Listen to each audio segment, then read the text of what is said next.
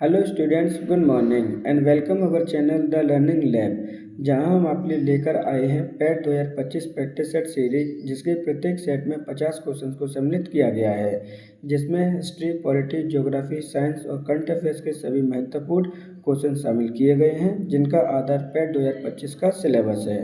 आपसे अपेक्षा की जाती है कि जब क्वेश्चन सॉल्व करते हैं तो उनका आंसर भी कमेंट बॉक्स में दिया करिए और वीडियो के लास्ट में आप अपना स्कोर भी शेयर कर सकते हैं कि आपका 50 क्वेश्चंस में से कितना स्कोर है। इसी प्रकार अगर आपको हमें कोई सजेशन देना है तो कमेंट बॉक्स में आप अपना सजेशन दे सकते हैं, जिससे हम आपके लिए बेटर से बेस्ट कंटेंट उपलब्ध करा सकें। आपसे रिक्वेस्ट है कि आपको कंटेंट पसंद आता है तो वीडियो को लाइक और चैनल को सब्सक्राइब जरूर करें, जिससे कि आने वाले वीडियो का नोटिफिकेशन भी प्राप्त हो सके।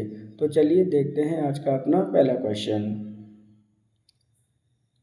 चंद्रगुप्त के मंत्री कौटिल्य उनकी किस ग्रंथ के कारण प्रसिद्ध हुए थे? कामसूत्र, अभिज्ञान शकुंतलम, अर्थशास्त्र या फिर मनु स्मृति। तो क्वेश्चन को आपको ध्यान से समझना है। क्वेश्चन में पूछा जा रहा है कि जो आपके चंद्रगुप्त के मंत्री थे कौटिल्य, वो किस ग्रंथ के कारण प्रसिद्ध हुए थे? तो सही आंसर होगा ऑप्शन नंबर आपका 3, अर्थशास्त्र ग्रंथ के कारण वो प्रसिद्ध हुए थे। जैसा कि उसका बुक का नाम अर्थशास्त्र है, लेकिन ये किसकी बुक है? आपकी राजनीति की बुक है। इस चीज़ को भी आप याद रखेंगे। इसके अंतर्गत आपकी जो भी राजनीति और प्रशासन से संबंधित आपके सिद्धांतों का वर्णन किया गया है कि कैसे अपने राज्य को रन कराना है, कैसे चलाना है। बात कर लेते हैं कौटिल्य के बारे में। तो कौटिल्य को किस नाम से जानते हैं? प्रख्यात नाम है आपका इनका चाणक्य के नाम से इन्हें जानते हैं, जबकि इनका दूसरा नाम भी है एक विष्णुगुप्त। विष्णुगुप्त इनके बचपन का नाम है और ये पैट 2022 में इस नाम से पूछा गया था कि कौटिल्य के बचपन का क्या नाम है, तो वो होगा आपका विष्णुगुप्त। अब बात कर लेते हैं अदर जो रचनाएं दे रखी हैं। कामसूत्र आपकी इम्पोर्टेंट रचना है, इसको लिखा गया है आपके वात्स्यायन के द्वारा। इस चीज़ को भी आप याद रखेंगे। इसी तरह से अभिज्ञान शकुंतलम, जिसमें राजा भरत की कहानी दी गई है, ये लिखी गई है आपके फेमस कवि कालिदास जी के द्वारा। तो सही आंसर होगा ऑप्शन नंबर यहाँ पे 3, कौटिल्य के द्वारा लिखी गई पुस्तक है अर्थशास्त्र। 1928 की बारदौली सत्याग्रह का नेतृत्व किसने किया था? लाला लाजपत राय, सरदार वल्लभ भाई पटेल, जवाहरलाल नेहरू या फिर बिपिन चंद्रपाल। तो देखिए यहाँ पे क्या बोला गया है, बारदौली सत्याग्रह का नेतृत्व किसके द्वारा किया गया था? तो सही आंसर होगा ऑप्शन नंबर आपका 2, सरदार वल्लभ भाई पटेल जी के द्वारा इसका नेतृत्व किया गया था। अब बात करते हैं बारदौली सत्याग्रह कब हुआ था? तो ये हुआ है आपके 1928 को। किस राज्य में हुआ था? तो ये हुआ था आपके गुजरात राज्य में। एक ये किसान आंदोलन था, इस चीज़ को भी आप याद रखेंगे। इस आंदोलन के बाद ही आपके सरदार पटेल जी को सरदार की उपाधि दी गई थी। किसके द्वारा दी गई थी? तो ये गांधी जी के द्वारा इन्हें सरदार की उपाधि दी गई थी, वहाँ की महिलाओं की ओर से। तो सही आंसर होगा ऑप्शन नंबर 2, सरदार वल्लभ भाई पटेल। गांधी जी के गांव सर्वोदय के आदर्श ने बताया है कि एक आदर्श गांव कुछ शर्तों को पूरा करना होगा। इनमें से क्या शर्तों में से नहीं है?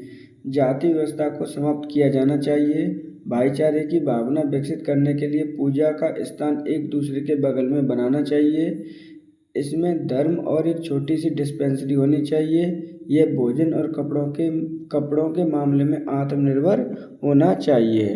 तो देखिए यहाँ पे क्या बोला गया है कि जो महात्मा गांधी की फिलॉसफी थी सर्वोदय गांव को लेकर एक आदर्श गांव को बनाने के लिए, तो उसमें से कौन सी शर्त आपकी एग्जिस्ट नहीं करती है, क्वेश्चन पूछा गया है। तो सही आंसर होगा ऑप्शन नंबर 2, इन्होंने इस विचार को प्रतिपादित नहीं किया गया था कि भाईचारे की भावना को विकसित करने के लिए पूजा का स्थान एक दूसरे के बगल में बनाया जाना चाहिए। सही आंसर होगा ऑप्शन नंबर 2। निम्नलिखित में से किस उत्पाद को एगमार्क के प्रमाणीकरण की आवश्यकता है? सोना, दलहन, इत्र या फिर कोल्ड ड्रिंक। तो देखिए यहाँ पे पूछा गया है कि कौन से उत्पाद को एगमार्क की ज़रूरत है, एगमार्क के प्रमाणीकरण की ज़रूरत है। तो सही आंसर होगा ऑप्शन नंबर 2, दलहन को। अब बात कर लेते हैं एगमार्क के प्रमाणीकरण की। तो ये आपका खाद्य वस्तुओं को दिया जाता है जहाँ पर आपकी उसकी प्योरिटी टेस्ट की जाती है। क्या है आपकी प्योरिटी टेस्ट की जाती है, उसकी क्वालिटी देखी जाती है कि क्वालिटी किसकी है आपकी, और इसमें देखा जाता है कि नॉन वेज है या फिर वेजिटेरियन है। तो ये सभी टेस्टिंग की जाती हैं एग मार्क के लिए, जिस पर आपका एग मार्क का साइन लगा होता है। इसका मतलब है कि वो वस्तु नेचुरली बनी है और नेचर के अकॉर्डिंग वो वस्तु सही है। तो सही आंसर होगा ऑप्शन नंबर 2, दलहन। विजयनगर की सबसे प्रसिद्ध शासक कृष्णदेवराय किस राज्य से संबंधित थे? मौर्य, तुलुक, संगम या फिर इनमें से कोई नहीं। तो देखिए यहाँ पर आपसे पूछा गया है कि विजयनगर के सबसे प्रसिद्ध शासक कौन? कृष्णदेवराय किस राजवंश से इनका संबंधित थे। तो देखिए यहाँ पे पूछा गया कृष्णदेवराय के बारे में। तो सही आंसर होगा ऑप्शन नंबर 2, ये तुलुक राजवंश से बिलोंग करते थे। अब बात करते हैं राजा कृष्ण देव राय के बारे में। तो इनका शासनकाल कब से कब तक चला था? तो इनका शासनकाल चला था आपके 1509 से लेकर 1529 ईस्वी के बीच में। कृष्ण देव राय आपके एक कवि भी थे जिन्होंने इनकी प्रसिद्ध रचनाएं साउथ में काफ़ी बार पूछी गई है। तो इनके द्वारा लिखी गई पुस्तक का नाम है आमुक्त।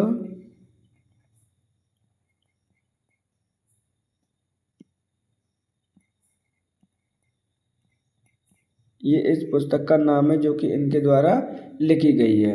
इनके बारे में एक क्वेश्चन और आता है कि इन्होंने कौन सा नगर बसाया था। तो इन्होंने एक नगर भी बसाया था जिसका नाम है नागलपुरम। इस चीज़ को भी आप याद रखेंगे। क्वेश्चन में पूछा गया था कि कृष्णदेवराय किस राजवंश से थे। तो सही आंसर होगा ऑप्शन नंबर 2, तुलुक राजवंश से। गोदावरी नदी का उद्गम किस राज्य से होता है? मध्य प्रदेश, महाराष्ट्र, छत्तीसगढ़ या फिर उड़ीसा। तो देखिए यहाँ पे पूछा गया है कि गोदावरी नदी का उद्गम स्थल किस राज्य में है। तो सही आंसर होगा ऑप्शन नंबर 2, महाराष्ट्र राज्य में इसका उद्गम होता है। महाराष्ट्र राज्य से उद्गम होकर इसका जो डायरेक्शन रहती है फ्लो की, वो रहती है आपकी वेस्ट टू ईस्ट। यानी आपकी महाराष्ट्र में उद्गमित होकर ये आपके पानी को कहाँ पर डालती है? तो ये पानी को डालती है बे ऑफ बंगाल में। इसका जो फ्लो है वो किस तरफ रहेगा? वेस्ट टू ईस्ट रहेगा। इस बात को आप ध्यान रखेंगे। ये यहाँ पर आपकी उद्गमित होती है, कहाँ पर होती है? त्र्यंबकेश्वरम पहाड़ियों में से इसका उद्गम हुआ है। इसे हम दक्षिण की गंगा भी कहते हैं। क्या है आपकी गंगा ऑफ साउथ के नाम से भी इसे हम जानते हैं। इस चीज़ को भी आप याद रखेंगे। उद्गम कहाँ से हुआ है? तो त्र्यंबकेश्वरम पहाड़ियाँ हैं आपकी। क्या है आपकी? त्र्यंबकेश्वरम पहाड़ियों में से इसका उद्गम आपका हुआ है महाराष्ट्र राज्य में। सही आंसर होगा ऑप्शन नंबर 2। पानीपत का प्रथम युद्ध निम्नलिखित में से किनके मध्य हुआ था? राणा सांगा, बाबर, इब्राहिम लोदी और बाबर, कुतुब खान और राणा सांगा, अकबर और राणा सांगा। तो देखिए यहाँ पे क्या पूछा गया है, पानीपत का प्रथम युद्ध किनके मध्य हुआ है। तो पहले तो इसका आंसर देख लीजिए। सही आंसर होगा ऑप्शन नंबर आपका 2, इब्राहिम लोदी और बाबर के मध्य में ये युद्ध हुआ था। अब ये युद्ध हुआ कब है? तो ये हुआ है आपका 21 अप्रैल 1526 को। इस युद्ध के बारे में वर्णन मिलता है और ये युद्ध हुआ है जिसके अंतर्गत आपके इब्राहिम लोदी की हार हुई थी। इस चीज़ को भी आप याद रखेंगे। यानी इब्राहिम लोदी की क्या हुई थी? आपकी हार हुई थी, जबकि बाबर की इसके अंतर्गत आपका क्या हुआ था? विजय हुआ था। और भी पॉइंट देख लीजिए इसके बारे में। जो आज के समय पानीपत की बात की जाती है, तो अगर आपके समय ये किस राज्य में है? तो ये आपका हरियाणा राज्य में है। यानी आपका बाबर कौन था? तो बाबर आपके मुग़ल साम्राज्य यहीं से आपका स्टार्ट हुआ था। मुग़ल डायनेस्टी का आपका संस्थापक था आपका बाबर। तो सही आंसर होगा ऑप्शन नंबर 2, इब्राहिम लोदी और बाबर के मध्य में आपका पानीपत का प्रथम युद्ध हुआ था। महात्मा गांधी को राष्ट्रपिता कहकर संबोधित करने वाले पहले व्यक्ति कौन थे? सरदार पटेल, जवाहरलाल नेहरू, सुभाष चंद्र बोस या फिर लाला लाजपत राय। तो देखिए यहाँ पर आपके महात्मा गांधी को राष्ट्रपिता कहकर संबोधित करने वाले प्रथम व्यक्ति कौन थे? तो सही आंसर होगा ऑप्शन नंबर आपका 3, सुभाष चंद्र बोस ने इनको संबोधित किया था। सुभाष चंद्र बोस ने इनको संबोधित कब किया था? इम्पोर्टेंट क्वेश्चन है, क्योंकि पहले भी यहाँ से क्वेश्चन आपके पूछे गए हैं। तो देखिए उन्होंने आपकी एक अस्थायी सरकार का निर्माण किया था। किसने किया था? सुभाष चंद्र बोस जी ने अस्थायी सरकार का निर्माण किया था 4 अक्टूबर 1943 को। तो उन्होंने एक रेडियो पर अनाउंस किया था कि बापू अर्थात आपके राष्ट्रपिता महात्मा गांधी के आशीर्वाद लिया था, जिससे कि हम भारत को अंग्रेजों से स्वतंत्र करा सकें। सही आंसर होगा ऑप्शन नंबर 3। 15वीं और 16वीं शताब्दी के दौरान वाणिज्यिक व्यापार के लिए आमतौर पर हुंडी का इस्तेमाल किया जाता था। हुंडी का तात्पर्य क्या है? सामान खरीदने के लिए इस्तेमाल की जाने वाली मुद्रा का रूप, धन रखने के लिए प्रयुक्त एक प्रकार का बैंक, बाजार जहां सामान की अदला बदली की जा सकती है, या फिर विनय पत्र। तो देखिए यहाँ पे क्या बोला गया है? 15वीं और 16वीं शताब्दी में प्रयोग होने वाली हुंडी का इस्तेमाल किया जाता था किसके लिए? वाणिज्यिक व्यापार के लिए। आज उस हुंडी का तात्पर्य क्या है? तो सही आंसर होगा आपका ऑप्शन नंबर 4, विनिमय पत्र। फिडे महिला शतरंज विश्व कप जीतने वाली पहली भारतीय महिला का क्या नाम है? मोस्ट इम्पोर्टेंट क्वेश्चन है, ध्यान से समझिए, क्योंकि जब भी आपके कोई फैक्ट बनते हैं तो एनटीपीसी अक्सर करके पूछती है। सोनाली सिन्हा, दिव्या देशमुख, कृष्णा भाटी या फिर मोहना यादव। पूछा गया है कि फिडे महिला विश्व कप शतरंज जीतने वाली पहली भारतीय महिला कौन बनी है? तो सही आंसर होगा ऑप्शन नंबर आपका 2, दिव्या देशमुख आपकी पहली भारतीय महिला बनी है जिन्होंने फिडे शतरंज विश्व कप जीता है महिलाओं की कैटेगरी में। अब बात करते हैं कि आपकी जो दिव्या देशमुख है वो कहाँ से बिलोंग करती हैं? तो ये बिलोंग करती हैं आपके महाराष्ट्र राज्य से। इनके बारे में फैक्ट समझ लीजिए। दिव्या देशमुख इस वर्ल्ड कप को जीतने के बाद भारत की 88 नंबर की आपकी ग्रैंड मास्टर बनी है। ये फुल ऑन कैटेगरी में, ध्यान रखिएगा। लेकिन अगर मैं फीमेल की बात करूं कि फीमेल में कौन से नंबर की ग्रैंड मास्टर बनी है, तो ये 4th नंबर की ग्रैंड मास्टर बनी है in female. All over 88 number की हैं, महाराष्ट्र राज्य से बिलोंग करती हैं।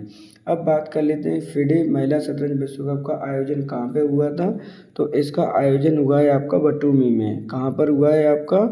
बटूमी में इसका आयोजन किया गया है 2025 में। और बटूमी कहाँ पर है? तो ये जॉर्जिया देश में आपका पड़ता है बटूमी। इस प्रकार सही आंसर होगा option number 2, Divya Deshmukh. Gopal one पहल किस राज्य के द्वारा प्रारंभ की गई है? मध्य प्रदेश, उत्तर प्रदेश, उत्तराखंड या फिर राजस्थान। तो देखिए गोपाल वन पहल स्टार्ट की गई है किस राज्य के द्वारा? सही आंसर होगा ऑप्शन नंबर आपका 2, उत्तर प्रदेश राज्य सरकार के द्वारा इसको प्रारंभ किया गया है। अब उत्तर प्रदेश सरकार के द्वारा प्रारंभ किया गया है, तो लॉन्च किसके द्वारा की गई है उनका नाम आपको रहना ही चाहिए। तो आपके लॉन्च की गई है उत्तर प्रदेश के सीएम योगी आदित्यनाथ जी के द्वारा इसको लॉन्च किया गया है। अब बेसिक नॉलेज समझ लीजिए आप उत्तर प्रदेश के बारे में। तो उत्तर प्रदेश में जो आपकी लोकसभा की सीटें हैं एमपी में वो 80 हैं। एमपी इन राज्यसभा में वो सबसे ज़्यादा हैं, 31 हैं आपके। जबकि एमएलए कितने हैं? तो एमएलए हैं आपके 403। जबकि एमएलए इन विधान परिषद में कितने हैं? तो वो हैं आपके 100। तो ये बेसिक नॉलेज भी आपको होनी चाहिए उत्तर प्रदेश के बारे में। सही आंसर होगा ऑप्शन नंबर 2। प्रलय मिसाइल के संदर्भ में कौन सा कथन गलत है? इसका निर्माण डीआरडीओ के द्वारा किया गया। यह सतह से हवा में मार करने वाली मिसाइल है। इसकी रेंज 150 से 500 किलोमीटर है। इसका परीक्षण एपीजे कलाम आइसलैंड पर किया गया।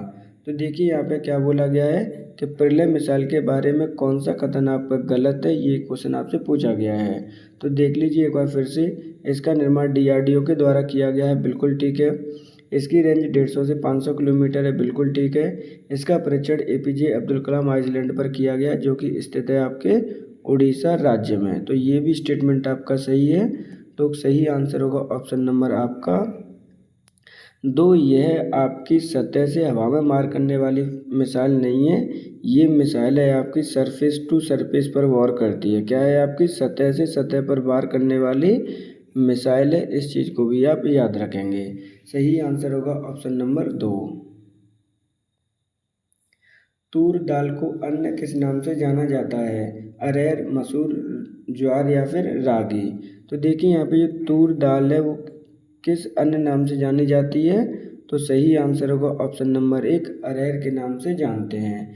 अब बात कर लेते हैं दालों के बारे में, क्योंकि इम्पोर्टेंट फैक्ट है आपका। भारत में दुनिया का सबसे ज़्यादा प्रोडक्शन होता है दालों का, और सबसे ज़्यादा कंज्यूम भी भारत में ही की जाती है, क्योंकि भारत में सबसे ज़्यादा आपके वेजिटेरियन पर्सन पाए जाते हैं, और ये सबसे बड़ा सोर्स होता है यहाँ पर किसका? प्रोटीन का, जो कि आपके जितने भी वेजिटेरियन पर्सन होते हैं उनके लिए। इस प्रकार सही आंसर होगा ऑप्शन नंबर 1, अरहर की दाल। भारतीय संविधान का निम्न में से कौन सा अनुच्छेद मानव का क्रय विक्रय और जबरदस्ती मजदूरी कराने का प्रबंध करता है? देखिए यहाँ पे प्रबंध नहीं है, क्या है आपका? प्रतिबंध लगाता है। शब्द आपका ध्यान से समझिएगा, एक एक पॉइंट इम्पोर्टेंट है। तो यहाँ पर पूछा गया कि भारतीय संविधान के किस अनुच्छेद में मानव का क्रय विक्रय करना और जबरदस्ती मजदूरी करने पर प्रतिबंध लगाया गया है? Article number 23, 24, 26, 20, 32। तो सही आंसर होगा ऑप्शन नंबर 1, अनुच्छेद नंबर 23 में ये प्रावधान किया गया है कि किसी भी मानव का क्रय विक्रय और जबरदस्ती मजदूरी आप नहीं करा सकते, इसका प्रतिबंध लगाया गया है। जबकि तो और जो ऑप्शन दे रखे हैं 3, वो समझ लीजिए। इसमें आपका 24 में कहा गया है कि अगर किसी बच्चे की 14 वर्ष से कोई भी आयु कम है तो वो आपका फैक्ट्री में वर्क नहीं करेगा, फैक्ट्री को प्रतिबंधित कर दिया जाएगा। आर्टिकल नंबर 26 आपका धर्म के संरक्षण से संबंधित है कि आपका प्रबंध करने से, धर्म मैनेजमेंट से है। इस चीज़ को भी आप याद रखेंगे, प्रबंध कैसे कर सकते हैं। 32 आपके मौलिक अधिकार है, यानी उपचारों का अधिकार है। क्या है आपका? उपचारों का अधिकार आपको दे रखा है कि आप उपचार अधिकार हैं कि अगर आपके मौलिक अधिकारों का हनन होता है तो आर्टिकल नंबर 32 के अनुसार आप सुप्रीम कोर्ट डायरेक्टली जा सकते हैं अपने मौलिक अधिकारों के लिए। तो सही आंसर होगा ऑप्शन नंबर आपका 1। 23 में ये प्रावधान किया गया है कि किसी भी मानव का क्रय विक्रय और जोर जबरदस्ती करके आप मजदूरी नहीं कराई जाएगी। हाल ही में ऑपरेशन महादेव किस राज्य में चलाया गया? जम्मू कश्मीर, लद्दाख, अरुणाचल प्रदेश या फिर नागालैंड। तो देखिए हाल ही में आपका ऑपरेशन महादेव चलाया गया, किस राज्य में चलाया गया क्वेश्चन पूछा गया है। तो सही आंसर होगा ऑप्शन नंबर आपका 1, जम्मू कश्मीर में आपका चलाया गया है। अब ऑपरेशन महादेव के अंतर्गत क्या किया गया था? तो जिन लोगों ने आपके पहलगांव, यानी जो पहलगांव कहाँ पर है आपका? पहलगांव आपका जम्मू कश्मीर में, वहाँ पर जो टूरिस्ट पर अटैक किया गया था तो उसमें आपके ढेर सारे टूरिस्ट मारे गए थे, यानी लगभग आपके 23 to 24% मारे गए थे इंडिया के। इसका बदला लेने के लिए, यानी टेररिज्म के खिलाफ, किसके खिलाफ? आपका टेररिज्म के खिलाफ आपकी भारत सरकार ने इस ऑपरेशन को चलाया था, जिसके अंतर्गत इसका अटैक करने वाला मास्टरमाइंड भी मारा गया है। कितने आतंकवादी मारे गए हैं? तो आपके 3 टेररिस्ट के अंतर्गत, इसके अंतर्गत कल या परसों मारे गए हैं, यानी सोमवार को मारे गए हैं। तो सही आंसर होगा ऑप्शन नंबर आपका 1, जम्मू कश्मीर। निम्न में से कौन सी बागान फसल नहीं है? कॉफ़ी, चाय, काजू या फिर मोटे अनाज। तो देखिए यहाँ पर आपसे पूछा गया कि कौन से आपके बागान फसल नहीं है। तो सही आंसर होगा ऑप्शन नंबर आपका 4, मोटे अनाज बागान फसल के अंतर्गत नहीं आते हैं, जबकि आपकी कॉफ़ी, चाय और काजू तीनों ही आपके बागान फसल के अंतर्गत आते हैं। निम्नलिखित में से कौन भारत में पहली लोकसभा की उपसभापति थे? रवि राय, भलीराम भगत, एम अनंत शय्यानम अयंगर या जी लक्ष्मण। तो देखिए यहाँ पे बात की जा रही है कि भारत की पहली लोकसभा के डिप्यूटी कौन थे, यानी उपसभापति कौन थे। तो सही आंसर होगा ऑप्शन नंबर आपका 3 अनंत साइनम अयंगर आपके पहले उपसभापति थे। अब बात करते हैं पहली लोकसभा का कार्यकाल कब से कब तक रखा था। तो पहली लोकसभा का कार्यकाल था आपका 1952 से लेकर 57। यहाँ पे आप इस चीज़ को भी आप ध्यान रखेंगे। सही आंसर होगा ऑप्शन नंबर 3। जीवित प्राणियों में निषेचन के दौरान मादक गमेट का संलयन एक कोशिका बनाने के लिए होता है, इसे हम क्या कहते हैं। युग्मनज, डिंब, भ्रूण या फिर शुक्राणु। तो देखिए एक्चुअली में इसमें क्या कहा गया है, प्राणियों के निषेचन के दौरान। अब निषेचन किसे कहते हैं वो समझ लीजिए। जो आपके मेल एग होते हैं आपके, यानी एक्स जो मेल एग होते हैं एक्स वाई, जबकि जो फीमेल के मेल एक्स होते हैं उसके क्या होंगे, आपके एक्स एक्स होंगे। तो दोनों की जो मिलने से जो आपका इंटरकोर्स करने से क्रिया होती है डिंब वाहिनी में या फिर जो निषेचन के अंतर्गत फर्टिलाइजेशन किसे कहते हैं। यहाँ पर जो एक्स वाई मिक्स करेंगे या फिर एक्स एक्स मिक्स होते हैं, तो इनका मिक्स होना ही क्या कहलाता है, फर्टिलाइजेशन कहलाता है आपका। और इस मिक्सचर से जो बनता है उसे हम कहते हैं युग्मनज। क्या कहते हैं, युग्मनज। तो सही आंसर होगा ऑप्शन नंबर 1। हाल ही में किस राज्य सरकार के द्वारा सफाई कर्मचारी आयोग का गठन किया गया। उत्तर प्रदेश, बिहार, मध्य प्रदेश या फिर झारखंड। तो देखिए राज्य सरकार के बारे में पूछा गया है कि किस राज्य सरकार ने हाल ही में आपके सफाई कर्मचारी आयोग का गठन किया है। तो सही आंसर होगा ऑप्शन नंबर आपका 2, बिहार राज्य सरकार ने सफाई कर्मचारी आयोग का गठन किया है। इसके अंतर्गत कितने मेंबर रखे जाएंगे, इम्पोर्टेंट है, एक एक पॉइंट आपका।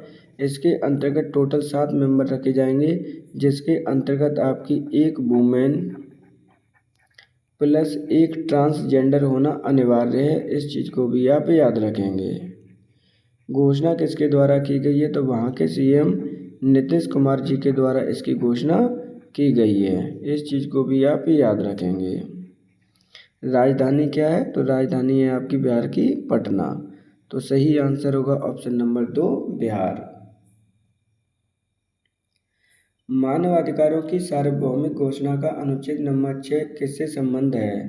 कानून के सक्षम एक व्यक्ति के रूप में मान्यता का अधिकार, सक्षम न्यायाधिकरण द्वारा प्रतिकार का अधिकार, मनमानी, गिरफ्तारी और निर्वाचन से स्वाधीनता, कानून के समक्ष समानता का अधिकार। तो देखिए यहाँ पे क्या बोला गया है कि मानव अधिकारों की सार्वभौमिक घोषणा का अनुच्छेद नंबर 6 का किससे संबंधित है। तो सही आंसर होगा आपका कानून के समक्ष एक व्यक्ति के रूप में मान्यता का अधिकार। ऑप्शन नंबर 1 सही आंसर होगा।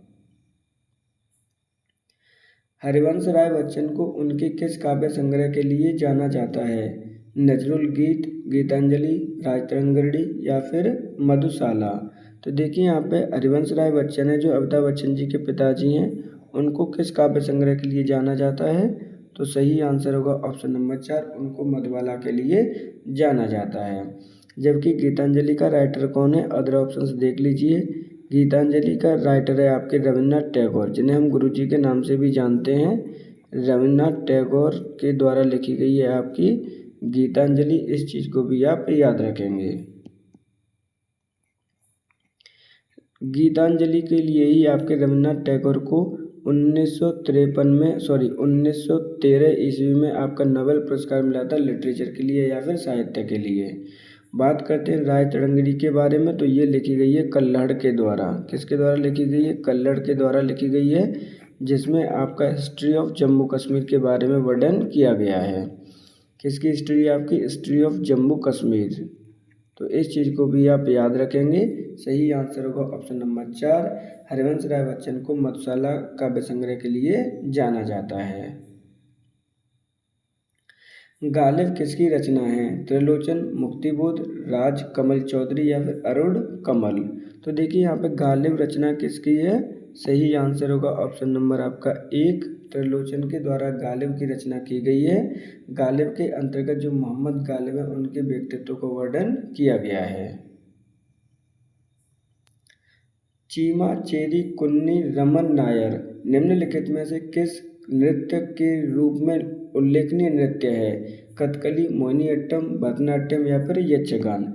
तो देखिए यहाँ पे चीमा चेरी कुन्नी राम नमयन किस नृत्य से संबंधित थे जिनका उल्लेखनीय योगदान किया गया था।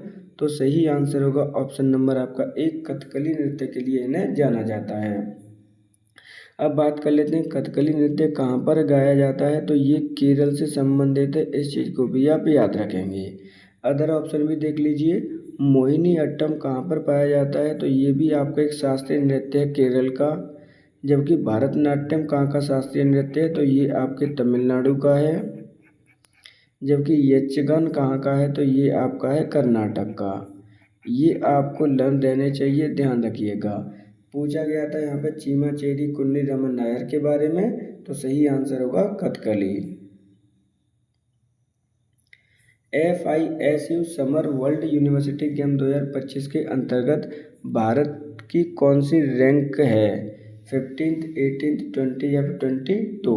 तो देखिए यहाँ पर आपसे पूछा गया है कि आपके फिजू समर वर्ल्ड यूनिवर्सिटी गेम्स 2025 के अंतर्गत भारत की कौन सी रैंक है, तो भारत की रैंक है आपकी ऑप्शन नंबर सही आंसर होगा 320 रैंक है भारत की। अब बात कर लेते हैं इसके अंतर्गत भारत ने टोटल कितने मेडल विन किए हैं या फिर जीते हैं, तो भारत ने इसके अंतर्गत आपके 12 टोटल मेडल जीते हैं, 20th रैंक है आपकी। बात करते हैं कि इसका आयोजन कहाँ पे किया गया है, तो फिजू समर वर्ल्ड यूनिवर्सिटी गेम्स 2025 का जो आयोजन किया गया है वो जर्मनी कंट्री में किया गया है। कहाँ पर किया गया है, आपका जर्मनी देश में किया गया है, जो कि आपकी यूरोपियन कंट्री है। तो सही आंसर होगा ऑप्शन नंबर यहाँ पे 3, 20th रैंक है आपकी भारत की। भारत के संविधान का अनुच्छेद 66 किससे संबंध है, संसद का संविधान, उपराष्ट्रपति का चुनाव, संसद के सदनों की अवधि या फिर भारत के अटॉर्नी जनरल। तो देखिए यहाँ पे क्या पूछा गया है कि भारत के संविधान का अनुच्छेद नंबर 66 किससे संबंधित है, तो सही आंसर होगा ऑप्शन नंबर 2, उपराष्ट्रपति के चुनाव से। तो सही आंसर होगा आपका ऑप्शन नंबर 2। तो देखिए यहाँ पर संसद के सदनों की अवधि कितनी होती है, तो आपके लोकसभा की 5 साल की जनरली मानी जाती है, अगर वो कोई उसमें पार्टिसिपेट ना किया हो या फिर मैं कहता हूँ कि किसी की भी डिमोशन में सरकार ना आई हो, तो इसका होता है 5 वर्ष का। जबकि जनरली राज्यसभा का होता है आपका 6 वर्ष का। तो सही आंसर होगा ऑप्शन नंबर आपका 2। म्यांमार की मुद्रा निम्नलिखित में से क्या है, क्यात, नायरा, क्रोन या फिर रियाल। तो देखिए यहाँ पे म्यांमार की मुद्रा पूछी गई है, कौन सी है, तो सही आंसर होगा आपका ऑप्शन नंबर 1, क्यात। बात कर लेते हैं म्यांमार के बारे में, तो म्यांमार आपका ईस्टर्न कंट्री है आपका भारत के नज़रिए से, जिसकी सीमा अपने कौन कौन से राज्यों से लगती है, तो अरुणाचल प्रदेश से इसकी सीमा लगती है आपके ईस्ट में। अरुणाचल प्रदेश के बाद में आपकी नागालैंड से लगती है, नागालैंड के बाद आपकी मणिपुर से लगती है, और मणिपुर के बाद में आपकी लगती है मिजोरम से। तो आपके भारत के 4 राज्यों से आपकी सीमा लगती है आपके म्यांमार की। क्वेश्चन पूछा गया था इसकी मुद्रा क्या है, तो वो होगी आपकी क्यात। सही आंसर होगा ऑप्शन नंबर 1। आठवीं सभा की स्थापना किसने की थी, ज्योतिबा राव फूले, दयानंद सरस्वती, राजा राममोहन राय, स्वामी विवेकानंद। तो देखिए आठवीं सभा के बारे में अक्सर करके क्वेश्चन आपसे पूछे जाते हैं कि इसकी स्थापना किसके द्वारा की गई है, तो इसकी स्थापना की गई है आपकी राजा राममोहन रॉय के द्वारा। सही आंसर होगा ऑप्शन नंबर 3। अब राजा राममोहन रॉय के बारे में समझ लीजिए, क्योंकि इम्पोर्टेंट है।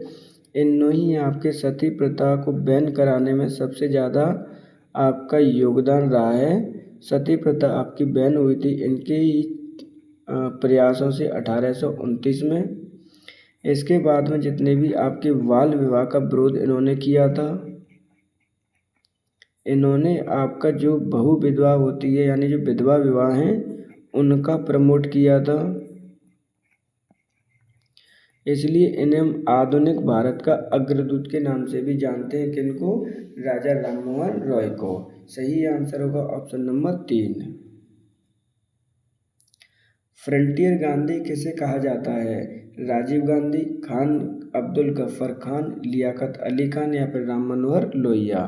तो देखिए यहाँ पे फ्रंटियर गांधी किसे कहा जाता है, सही आंसर होगा ऑप्शन नंबर आपका 2, खान अब्दुल गफ्फार खान को हम फ्रंटियर क्रांति के नाम से जानते हैं। अब खान अब्दुल गफ्फार खान के बारे में समझ लीजिए। इन्होंने एक ऑर्गेनाइजेशन का गठन किया था जिसे हम रेड शर्ट के नाम से जानते हैं, लाल कुर्ती के नाम से जानते हैं। इस चीज़ को भी आप याद रखेंगे। इन्होंने एक ऑर्गेनाइजेशन बनाया था।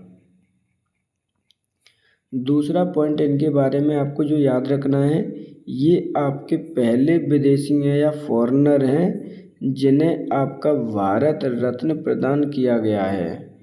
पहले भारतीय हैं जिन्हें आपका भारत रत्न से नवाजा गया है, जो कि भारत का सबसे बड़ा आपका पुरस्कार है। सही आंसर होगा ऑप्शन नंबर 2, खान अब्दुल गफ्फार खान। भारत की पहली आर्टिफिशियल इंटेलिजेंस पावर्ड आंगनबाड़ी की शुरुआत कहाँ की गई है? नागपुर, लखनऊ, जयपुर या फिर नई दिल्ली। तो देखिए यहाँ पे क्या बोला गया, भारत की पहली आर्टिफिशियल इंटेलिजेंस पावर आंगनबाड़ी की शुरुआत कहाँ की गई है? तो सही आंसर होगा ऑप्शन नंबर 1, नागपुर में इसकी शुरुआत की गई है। अब नागपुर किस राज्य में स्थित है? तो ये स्थित है आपके महाराष्ट्र राज्य में। अब जो नागपुर म्यूनिसिपल कॉरपोरेशन है आपके, जैसे हम NMC कहते हैं, नागपुर म्यूनिसिपल कॉरपोरेशन के द्वारा इसको प्रारंभ किया गया है। इस चीज़ को भी आप याद रखेंगे। सही आंसर होगा ऑप्शन नंबर 1, नागपुर। भारतीय संविधान की किस अनुसूची में भारतीय गणराज्य की आधिकारिक भाषाओं की सूची प्रदान की जाती है? 11वीं अनुसूची, 12वीं अनुसूची, 4वीं अनुसूची या फिर 8वीं अनुसूची। तो देखिए यहाँ पे क्या बोला गया है कि किस सूची में भारतीय गणराज्य की आधिकारिक भाषाओं की सूची प्रदान की जाती है। तो सही आंसर होगा ऑप्शन नंबर आपका 8, 8वीं अनुसूची में आपकी भारतीय आधिकारिक भाषाओं की सूची प्रदान की जाती है। अब इसके अंतर्गत कितनी भाषाएं दे रखी हैं? तो आपकी टोटल 22 लैंग्वेज आधिकारिक ऑफिशियल दे रखी हैं इस अनुसूची के अंतर्गत। अब बात करते हैं 11वीं अनुसूची किससे संबंधित है? तो ये आपके पंचायती राज से संबंधित है। 12वीं आपकी किससे संबंधित है? तो ये आपकी संबंधित है शहरी पंचायत से। किससे है आपकी? शहरी रूलिंग से है, आपकी शहरी पंचायत से है। जबकि आपकी 4वीं अनुसूची दे रखी है आपकी राज्यसभा से। तो इस चीज़ों को भी आपको लर्न करना है, इम्पोर्टेंट है, ध्यान रखिएगा। सही आंसर होगा ऑप्शन नंबर 4, 8वीं अनुसूची में आपकी भारतीय गणराज्य की 22 आधिकारिक भाषाओं का उल्लेख किया गया है। वर्ल्ड वाइड वेब के आविष्कार कारक कौन है? Sergey Brin, Bill Gates, Tim Berners-Lee या स्टीव जॉब्स। तो देखिए यहाँ पे क्या बोला गया है, जो वर्ल्ड वाइड वेब है आपकी, जिसे हम WWW कहते हैं, देख लीजिए, इम्पोर्टेंट है आपका। इसके आविष्कारक पूछे गए हैं। तो सही आंसर होगा ऑप्शन नंबर आपका 3, टिम बर्नर्स-ली के द्वारा इसका आविष्कार किया गया है। जबकि बिल गेट्स ने अपने पार्टनर पॉल एलन के साथ में, किसके साथ में? पॉल एलन के साथ में माइक्रोसॉफ्ट का आपका कंपनी बनाई थी, जिसका स्थापना की थी 1975 में। तो सही आंसर होगा ऑप्शन नंबर 3, टिम बर्नर्स-ली के द्वारा www का आविष्कार किया गया। भारत छोड़ो आंदोलन या अगस्त आंदोलन 8 अगस्त 1942 को महात्मा गांधी द्वारा अखिल भारतीय कांग्रेस समिति द्वारा किस जगह चलाया गया? यह एक आंदोलन था। सूरत, मुंबई, उज्जैन या फिर ग्वालियर। देखिए इस क्वेश्चन को फिर से समझ लीजिए, पूछा क्या जा रहा है एक्चुअल में। यहाँ पर जो भारत छोड़ो आंदोलन है, जिसे हम अगस्त आंदोलन के द्वारा जानते हैं, शुरुआत की गई थी 8 अगस्त 1942 को। अब यहाँ पर क्या किया कि जो महात्मा गांधी ने आह्वान किया था, इसकी शुरुआत कहाँ से की गई थी? भारतीय राष्ट्रीय कांग्रेस समिति के द्वारा। उस जगह का नाम पूछा गया है। तो सही आंसर होगा ऑप्शन नंबर आपका 2, मुंबई शहर से इसकी शुरुआत की गई थी। मुंबई में आपकी एक जगह है ग्वालियर टैंक। क्या है आपकी? ग्वालियर टैंक करके वहाँ पर एक जगह है जहाँ से इसको प्रारंभ किया गया था। इस चीज़ को आप याद रखेंगे। तो सही आंसर होगा ऑप्शन नंबर 2, मुंबई। निम्नलिखित में से कौन सा विकल्प हिंद महासागर में दूसरा सबसे बड़ा द्वीप है? ग्रैंड टेरे, श्रीलंका, जंजीबार या फिर सुकुत्रा। तो देखिए यहाँ पे पूछा गया कि निम्न में से कौन सा हिंद महासागर में सबसे बड़ा द्वीप है। तो हिंद महासागर का सबसे दूसरा बड़ा द्वीप पूछा गया है, तो सही आंसर होगा ऑप्शन नंबर 2 श्रीलंका। जबकि पहला क्या है, तो पहला है आपका मेडागास्कर। क्या है आपका? मेडागास्कर को भी आप लर्न करेंगे। ये कहाँ पर है, तो ये आपके अफ्रीका के पूर्व में है। सही आंसर होगा ऑप्शन नंबर 2। हवा की बल और वेग के मापने की, यहाँ पे देखिए, यहाँ पे चेंज कर लीजिएगा। हवा का बल और वेग क्या है आपका? बल और वेग है, अर्थात फोर्स एंड वेलोसिटी है आपकी। उसको मेजरमेंट करने के लिए किसका प्रयोग किया जाता है? स्पीडोमीटर, थर्मोमीटर, लेक्टोमीटर या फिर एनीमोमीटर। सही आंसर होगा ऑप्शन नंबर आपका 4 एनीमोमीटर का प्रयोग करते हैं हवा का बल और वेग में मेजरमेंट करने के लिए। इस चीज़ को आप याद रखें, किसका आपका बल और वेग है? हवा का है।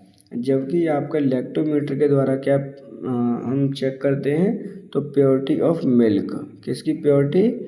प्योरिटी ऑफ मिल्क का मेजरमेंट करते हैं हम लेक्टोमीटर से। थर्मामीटर से हम टेम्परेचर को मेजरमेंट करते हैं, जबकि स्पीडोमीटर से हम स्पीड ऑफ व्हीकल मेजरमेंट करते हैं। इस चीज़ को भी आप याद रखेंगे। पूछा गया था कि हवा का बल और वेग किससे मेजरमेंट करते हैं, तो वो करते हैं एनीमोमीटर से। किसको लैंड ऑफ थंडर ड्रैगन कहा जाता है? बर्मा, नेपाल, भूटान या फिर बांग्लादेश। तो देखिए यहाँ पे पूछा गया है कि लैंड ऑफ थंडर ड्रैगन किस देश को कहा जाता है, तो सही आंसर होगा ऑप्शन नंबर 1 बर्मा देश को कहा जाता है। जिसका आधुनिक नाम क्या है, तो आधुनिक नाम है आपका म्यांमार। ये आपके भारत के पूर्व में स्थित है, जिससे कि आपके 4 राज्यों का सीमा इससे बॉर्डर शेयर करता है। कौन कौन से 4 राज्य हैं वो भी देख लीजिए। यानी मतलब अरुणाचल प्रदेश है आपका, दूसरा आपका नागालैंड है, तीसरा आपका मणिपुर है। पहले मैं लिखा चुका हूँ, इसलिए आप थोड़ा सा हिंट के लिए लिख लीजिए। चौथा आपका मिजोरम है। तो इन 4 राज्यों से आपकी बॉर्डर सीमा करती है म्यांमार की, जिसे हम लैंड ऑफ थंडर ड्रैगन के नाम से जानते हैं। तो इस प्रकार सही आंसर होगा ऑप्शन नंबर 1 बर्मा। राष्ट्रीय बाघ दिवस किस तिथि को मनाया जाता है? 11 जुलाई, 27 जुलाई, 29 जुलाई या फिर 31 जुलाई। तो देखिए यहाँ पे क्या पूछा गया है, आपसे पूछा गया है कि राष्ट्रीय बाघ दिवस किस तिथि को मनाया जाता है। इम्पोर्टेंट क्वेश्चन है, पहले भी कई बार ये आ चुका है। तो यहाँ पे जो सही आंसर होगा वो होगा आपका 29 जुलाई, ऑप्शन नंबर 3। प्रत्येक 29 जुलाई को हम राष्ट्रीय बाघ दिवस के रूप में मनाते हैं। अब बात कर लेते हैं भारत में बाघों के स्पष्टीकरण के बारे में। तो भारत में जो बाघों की संख्या है वो कितनी है, तो भारत में जो बाघों की संख्या है वो 3682 है। इस चीज़ को भी आप याद रखेंगे। अब बात करते हैं कि स्टेट वाइज सबसे ज़्यादा बाघ किस राज्य में है, तो सबसे ज़्यादा है आपके एमपी में, उसके बाद है आपके कर्नाटक में, और उसके बाद है आपके उत्तराखंड में। तो इन तीनों राज्यों का आपको क्रम भी लर्न होना चाहिए कि सबसे ज़्यादा आपके बाघ कहाँ पाए जाते हैं। तीसरा पॉइंट इसके बारे में जो पता करना था आपको कि टाइगर प्रोजेक्ट की शुरुआत कब की गई थी, क्योंकि टाइगर प्रोजेक्ट की ही आपकी देन है कि आपकी संख्या बढ़ रही है। तो ये स्टार्ट किया गया था आपके 1973 ईस्वी में। क्वेश्चन पूछा गया था कि राष्ट्रीय बाघ दिवस किस तिथि को मनाया जाता है, तो सही आंसर होगा ऑप्शन नंबर 3 29 जुलाई को। 2000 में हुई जनगणना के अनुसार भारत में कुल जनसंख्या में अनुसूचित जाति कितने प्रतिशत है? 16.6%, 18.9%, 8.6% या फिर 22.5%। तो देखिए यहाँ पे क्या बोला गया है, 2011 की जनगणना के अनुसार भारत में कुल जनसंख्या का अनुसूचित जाति, देखिए अनुसूचित जाति जिसे हम एससी कैटेगरी कहते हैं, उसके बारे में पूछा गया है। तो सही आंसर होगा ऑप्शन नंबर आपका 16.6% आपकी अनुसूचित जाति निवास करती है भारत में। जबकि एसटी यानी जो शेड्यूल्ड ट्राइब क्या होती है, एसटी कितने निवास करती है, तो वो करती है 8.6%। जब आपकी एससी प्लस एसटी दोनों को ही मिलाते हैं आप, तो अप्रॉक्स आपके 24 पॉइंट के समथिंग कुछ होता है। तो सही आंसर होगा ऑप्शन नंबर यहाँ पे 16.6%। निम्नलिखित में से किस बैंक ने सर्वप्रथम इंटरनेट बैंकिंग सेवा की पेशकश की थी? एचडीएफसी, आईसीआईसीआई, एसबीआई या फिर यस बैंक। तो देखिए सर्वप्रथम सबसे पहले कौन सी बैंक ने इंटरनेट की सुविधा की प्रस्तुति की थी या सेवाओं को देने के लिए पेशकश की थी? सही आंसर होगा ऑप्शन नंबर आपका 1, आईसीआईसीआई बैंक के द्वारा इसको पेशकश किया गया था। आईसीआईसीआई बैंक की स्थापना कब की गई थी? तो इसकी स्थापना की गई है आपके 1955 में। हेडक्वार्टर इसका कहाँ पर है? तो हेडक्वार्टर है आपके मुंबई शहर में। सही आंसर होगा ऑप्शन नंबर 2। भारतीय हरित क्रांति के दौरान निम्नलिखित में से किन अनाजों का अत्यधिक उत्पादन किया गया था? गेहूं और ज्वार, चावल और ज्वार, गेहूं और चावल, ज्वार और कपास। तो देखिए इम्पोर्टेंट क्वेश्चन है, यहाँ से हर बार क्वेश्चन आपके पूछे जाते हैं। भारतीय हरित क्रांति के दौरान किन की आपकी सबसे ज़्यादा अत्यधिक उत्पादन किया गया था?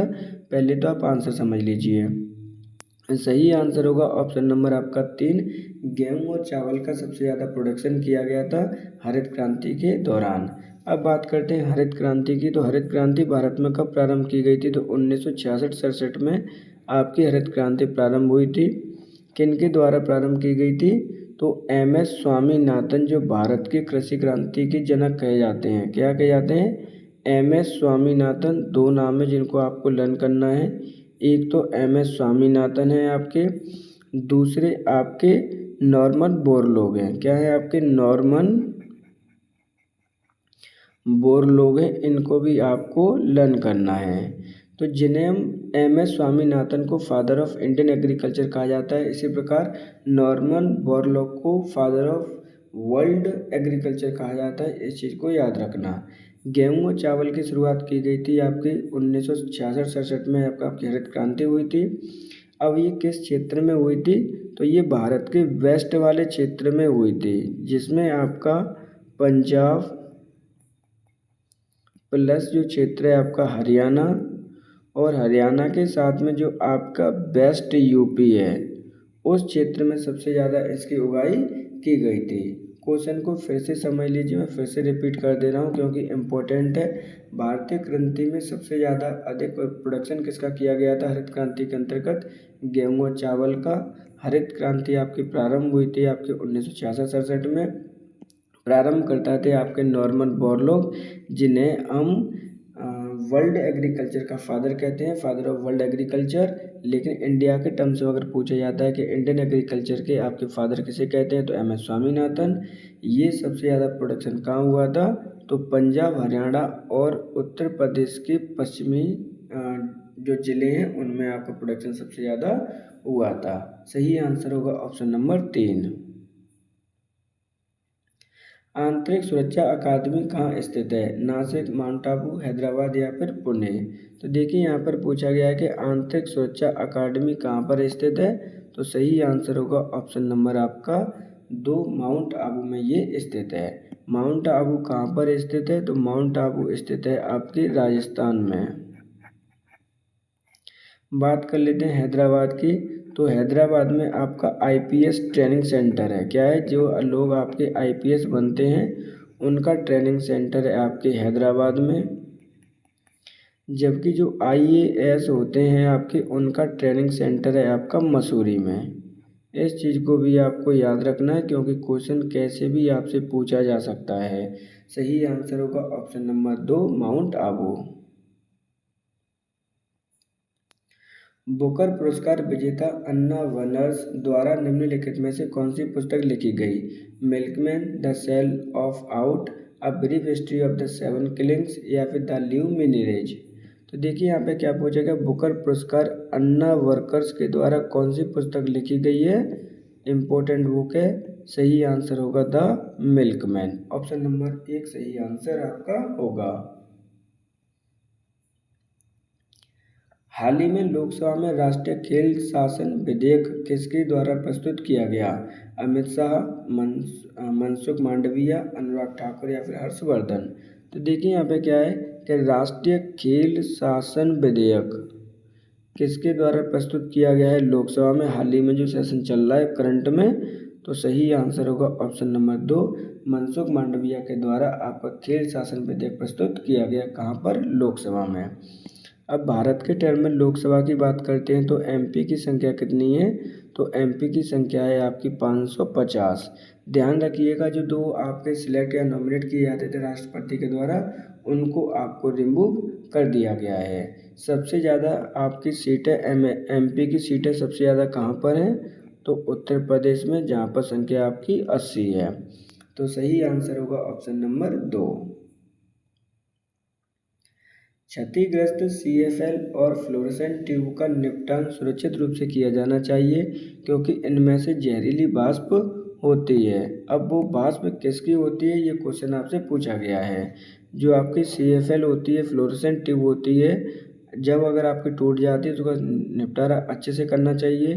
क्यों करना चाहिए? उनमें जहरीली गैस निकलती है।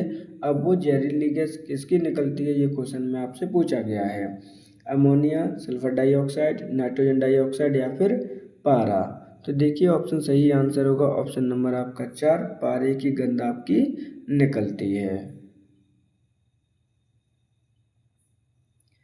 निम्नलिखित विकल्पों में से पुनर्उत्पादक बीज उत्पादन पौधे का नाम चुनें। गेंदा, अदरक, आलू या फिर ब्रेड मोल्ड?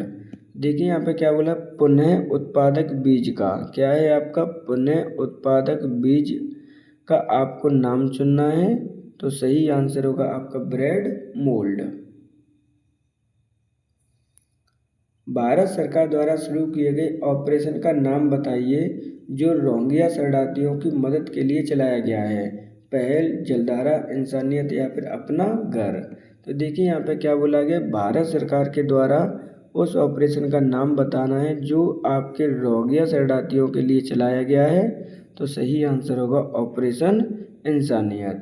यह भारत सरकार के द्वारा चलाया गया है जो कि आपके रोहिंग्या मुसलमान हैं जो म्यांमार से निकल कर आए हैं, उनकी मदद करने के लिए। हाल ही में अजय सेठ को किसका अध्यक्ष बनाया गया है? IRDAI, RBI, SBI या फिर नाबार्ड? तो देखिए यहाँ पे आपसे पूछा गया है कि हाल ही में अजय सेठ को किसका अध्यक्ष बनाया गया है। तो सही आंसर होगा ऑप्शन नंबर 1, IRDAI का अध्यक्ष इन्हें बनाया गया है। अब बात कर लेते हैं IRDAI के बारे में। तो जो इसकी स्थापना हुई है वो हुई है आपकी 1999 में। हेड क्वार्टर इसका कहाँ पर है? तो हेड क्वार्टर है आपका हैदराबाद में। किस मिनिस्ट्री के अंतर्गत आपकी वर्क करती है? तो मिनिस्ट्री ऑफ फाइनेंस के अंतर्गत आपकी वर्क करती है IRDA। इस चीज़ को भी आपको याद रखना है। अगर मैं बात करता हूँ फाइनेंस की, तो फाइनेंस मिनिस्टर कौन है? तो निर्मला सीतारमण आपकी वर्तमान में क्या है, आपकी फाइनेंस मिनिस्टर है। तो सही आंसर होगा ऑप्शन नंबर 1, IRDA का अध्यक्ष बनाया गया है अजय सेठ को। भारत के संविधान का निम्नलिखित में से कौन सा अनुच्छेद राष्ट्रपति के चुनाव की प्रक्रिया से संबंधित है? 67, 51, 55 या 74? देखिए यहाँ पर अनुच्छेद पूछा गया है, क्या पूछा गया है कि राष्ट्रपति के चुनाव की प्रक्रिया को दर्शाता है। सही आंसर होगा ऑप्शन नंबर आपका 3, आपके अनुच्छेद 55 आपके राष्ट्रपति के चुनाव की प्रक्रिया को बताता है। ये भारतीय संविधान में लिखा हुआ है। अब बात करते हैं राष्ट्रपति के बारे में। तो राष्ट्रपति के बारे में आर्टिकल नंबर आपको जो लर्न होना चाहिए, इम्पोर्टेंट है आपके आर्टिकल 53, जिसमें कहा गया है कि भारत का एक राष्ट्रपति होगा जिसमें कार्यपालिका की पूर्ण शक्ति समाहित होगी। तो यहाँ पर पूछा गया था चुनाव से प्रक्रिया के बारे में, तो चुनाव प्रक्रिया का वर्णन किया गया है आर्टिकल नंबर 55 में। खून की कुछ कोशिकाओं की उपस्थिति के कारण रक्त के थक्के का गठन होता है। इन कोशिकाओं को क्या कहा जाता है? एथ्रोसाइट, लिम्फोसाइट, मोनोसाइट या फिर थ्रोम्बोसाइट्स? तो देखिए यहाँ पे क्या है कि खून में कुछ कोशिकाएं होती हैं जिनके कारण रक्त में थक्के का गठन होता है, यानी थक्का बन जाता है। उन कोशिकाओं को क्या कहते हैं? तो सही आंसर होगा ऑप्शन नंबर 4, थ्रोम्बोसाइट्स कहते हैं उन कोशिकाओं के नाम को। जो आपके रक्त में थक्का जगने का काम करता है तो वो होता है आपका विटामिन के। क्या है आपका? इससे रिलेटेड है आपका विटामिन के। सही आंसर होगा ऑप्शन नंबर 4। किसने कहा कि इतिहास वर्ग संघर्ष की कहानी है? अगस्ट काम्टे, हर्बर्ट स्पेंसर, अनडोल टॉनबी या फिर कार्ल मार्क्स। तो देखिए यहाँ पे किसने कहा है कि इतिहास वर्ग संघर्ष की कहानी है? सही आंसर होगा ऑप्शन नंबर आपका 4। ये स्टेटमेंट दिया है आपके कार्ल मार्क्स ने। पारंपरिक फुलकारी कढ़ाई शैली किस राज्य में सबसे ज़्यादा प्रसिद्ध है? पश्चिम बंगाल, उड़ीसा, उत्तर प्रदेश या फिर पंजाब। तो देखिए पारंपरिक फुलकारी कढ़ाई शैली किस राज्य में सबसे ज़्यादा फेमस है या प्रसिद्ध है? तो सही आंसर होगा ऑप्शन नंबर आपका 4। सबसे ज़्यादा जो प्रसिद्ध है वो कहाँ पर है? आपकी पंजाब राज्य की ये सबसे ज़्यादा प्रसिद्ध है। अब पंजाब राज्य के बारे में जानते हैं। तो यहाँ की जो राजधानी है वो चंडीगढ़ है। चंडीगढ़ अपने आप में एक यूनियन टेरिटरी है। यहाँ के जो आपके सीएम है वो कौन है? तो भगवंत मान यहाँ के सीएम है। इन चीज़ को भी आपको याद रखना है।